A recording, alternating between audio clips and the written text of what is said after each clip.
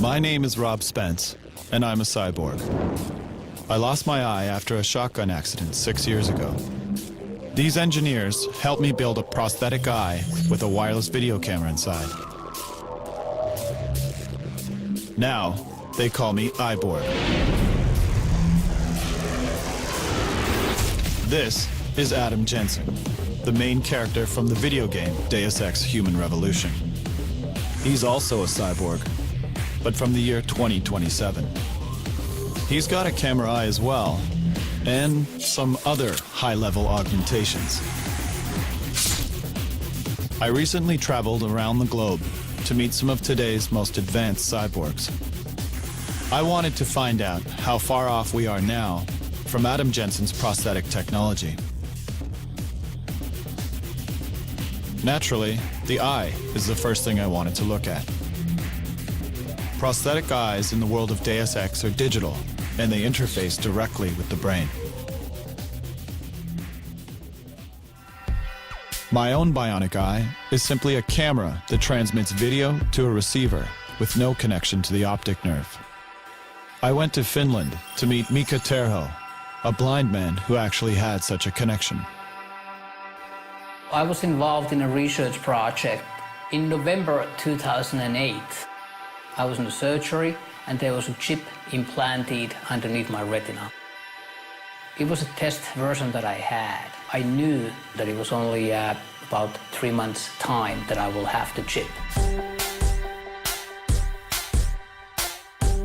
The retinal chip is very small in size. It's a 3 by 3 millimeters. It's placed right underneath the retina in order to replace the broken photoreceptors. And it's curving like a little bit like this way. Yeah. So it's okay. It must be a banana. I mean, that's what it looks like. Adam's eyes don't just restore vision. They also add situational data, known as augmented reality, also called Terminator vision. Augmented reality is the superimposition of data onto the world that you see. For instance, we have a firefighter mask. It's in prototype right now that allows the firefighter to get some essential data today. It uses relatively low fidelity computer processors to present them with oxygen levels, ambient room temperature. In this world, in the firefighter environment, if you make a fist, it activates the menu, and it puts the menu in your hand, and it's actually on your fingertips. I anticipate within the next year we'll have functioning prototypes, and then the following year we'll have products that we can bring to market. Adam's eye is a combination of a video prosthetic that replaces his eyeball, like my own, that is connected to his optic nerve, like Mika's retinal chip, and that incorporates augmented reality, like Tanagram Partners' Fire Mask. It would appear that we have the building blocks for Adam's prosthetic eye today. But what about prosthetic arms? Prosthetic arms in the world of Deus Ex are much stronger than human arms, and they have more options.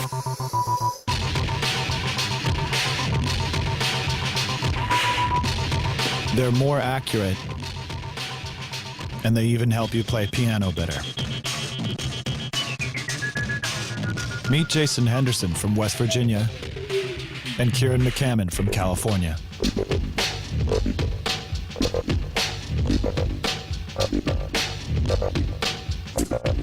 Good afternoon. So these arms are what? I mean, how do these arms work? The remaining muscles that are in your arm have electrical signals that come from your nervous system, and Like these ones? yeah. So I have a myoelectric sensor, one here, and then another one on the other side. So when I contract one muscle, then the hand opens. When I contract the other muscle, then the hand closes. Can you flip the bird with your... I can, yeah. I don't have to put that I in there. don't care. Okay. And then I have a wrist rotation unit, which is independent of the hand, where if I contract both muscles at the same time, I can essentially rotate the hand one way or the other. I am now filming your bionic hand with my bionic eye. That's pretty cool. it's kind of I'm thinking, but I'm not thinking, okay, I've got to open my hand. I'm just thinking as if I had a hand there and I just want to open it. Where's biomechanical technology going in the future? You know, I think this has laid a good foundation with the product line, such as the iLim, and I don't know if it'll be robotics that ultimately replace missing body parts, but genetically, I mean, I can see it becoming very quick, you know, in the next decade or so. Like growing clone genetic arms of your own body? Yeah, like yeah, I can just see growing other Jason arms and seeing if they attach them? Yeah, I mean, if you plot out, you know, the most famous, I think, Moore's Law, and you just plot the speed, the processing speed of CPUs, you get an exponential curve. For every 18 months, biomechanical devices double in their capabilities, in how better they are in terms of being close to the human body. Weapons, that would be an interesting one.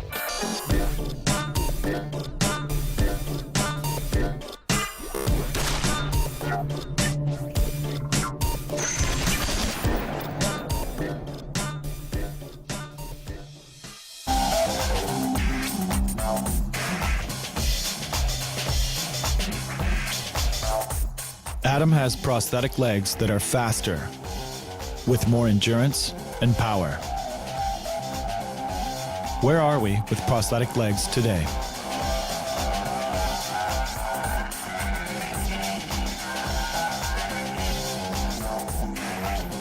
I met with David Johnson, a research and development engineer at Össur, a world-leading prosthetic legs company in Iceland. And this is Staff Sergeant Heath Calhoun from Tennessee in the United States, who is actually pretty quick.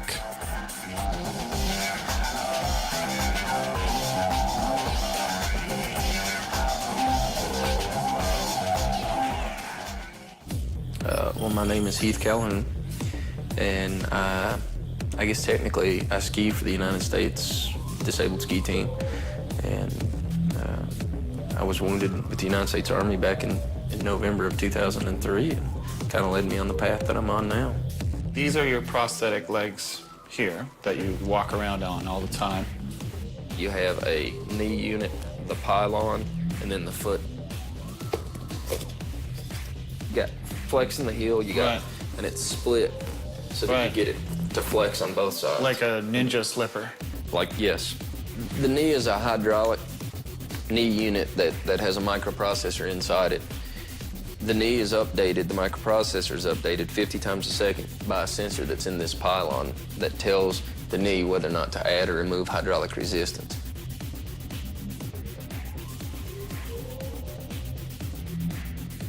Yeah, I'd really like to see a leg that will do stairs. Right now, that's just a really big hurdle as a above-knee amputee that we have to overcome. You're able to use your thigh muscles to be able to push yourself up, and we just don't have that.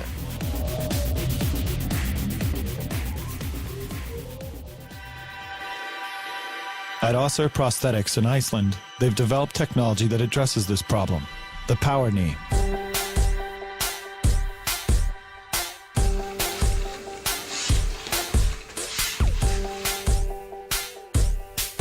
What's the difference between the power knee and most legs on the market?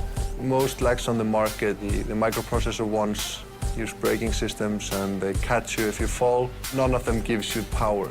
So for example, standing up from a chair, sitting position, going upstairs. The power knee assists me in getting closer to a normal walking style. As somebody who's at a company developing this stuff, do you find that technology is moving more quickly as time goes on? Yeah, I think technology moves more quickly now. At the moment, it's more a matter of what you can imagine. I mean, who says that a normal human leg is the optimal thing for you? I mean, the species evolved to this leg that we have now, but who says that's the end of the line? You're shaking like crazy. So you realize the last time I shot a gun, I blew this eye out, right? Quit shaking. That was close.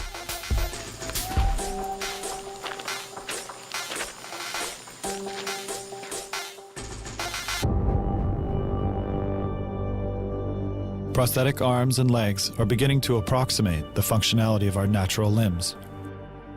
Current bionic technology uses external and kinetic sensors. We're only just beginning to experiment with neural prosthetics like those of Adam Jensen. Is the technology that Adam Jensen have possible by the year 2027? Absolutely. Absolutely will we get there. But the real challenge is the brain-to-machine interface. Every brain is unique, and it grows based on your experience. So where you process a certain piece is relatively where I process it, but there's not an exact location. Well, if you compare any other technical device, cell phones or whatever, and then just the rate of development is so quick. So retinal implants, artificial prostheses will definitely follow the same path. That's an interesting one. I mean, choosing to have your limb removed so you can get a bionic replacement because it's better than the real thing. I'm sure there's going to be a lot of ethics debates around whether that's even medically ethical. I think technology moves quicker than we imagine. And there are small places here and there in the world trying to do stuff that you don't even know about.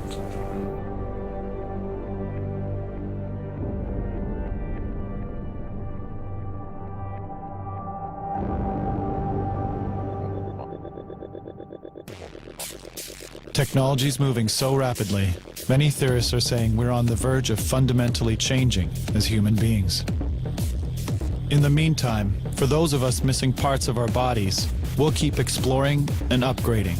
It's possible we are the pioneers of a new cybernetic age, not unlike the world of Deus Ex Human Revolution.